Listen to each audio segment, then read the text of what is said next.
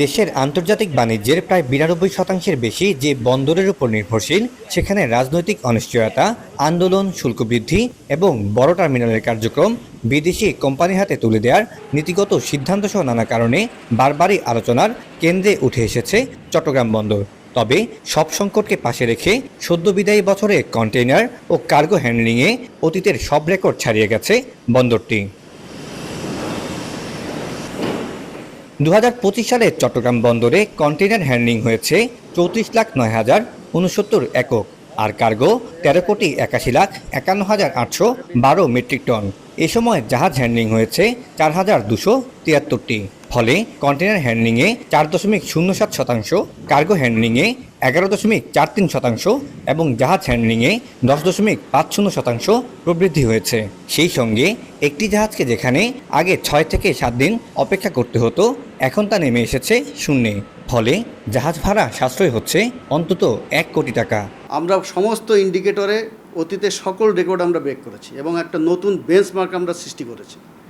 বিশেষ করে আমাদের জাহাজের যে ওয়েটিং টাইম ছিল ৬ থেকে ৭ দিন, সেটা আমরা এখন শূন্যের কোঠায় নেমে এসেছি। তো সরাসরি জাহাজ বাড়তে চলে আসছে এবং জাহাজের যেই বার্থের যে অকুপেন্সি রেট, এটাও হলো আপনার 100%, মানে কোনো বার্থ আমাদের খালি থাকে না। তো যার জন্য আমাদের কন্টেনার এবং কার্গো দুইটাতেই হ্যান্ডলিংয়েও আমাদের প্রবৃদ্ধি হয়েছে।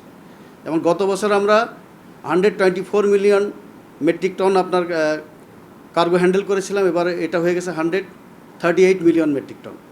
ঠিক একইভাবে কন্টেনার গত বছর আমরা 3.27 মিলিয়ন টিউজ করেছিলাম, এবার এটা হয়ে গেছে 3.4 মিলিয়ন টিউজ, যেটা অতীতের সমস্ত রেকর্ড ভঙ্গ করেছে।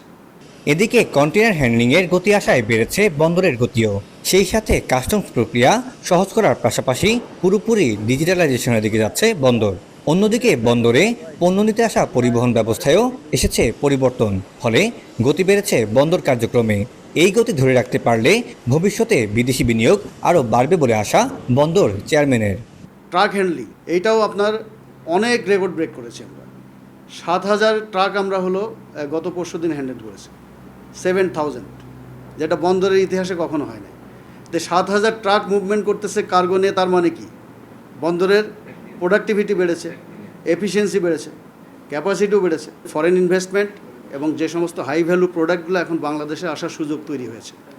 এই মেসেজটাই আমার মনে হয় গ্লোবাল কমিউনিটিতে চলে যাবে।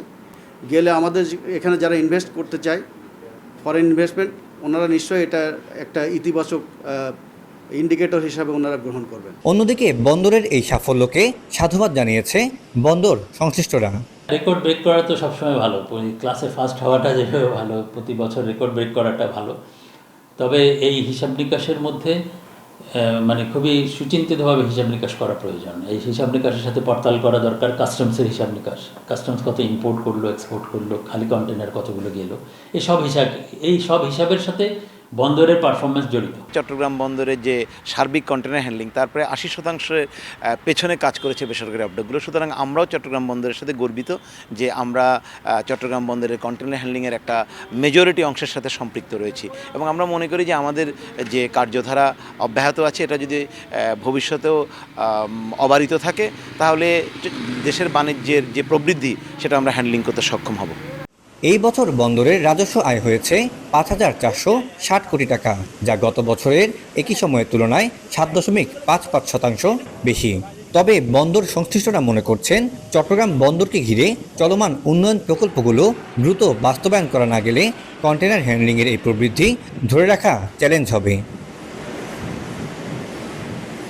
Syed Tamim Mahmud, star news, Chittagong.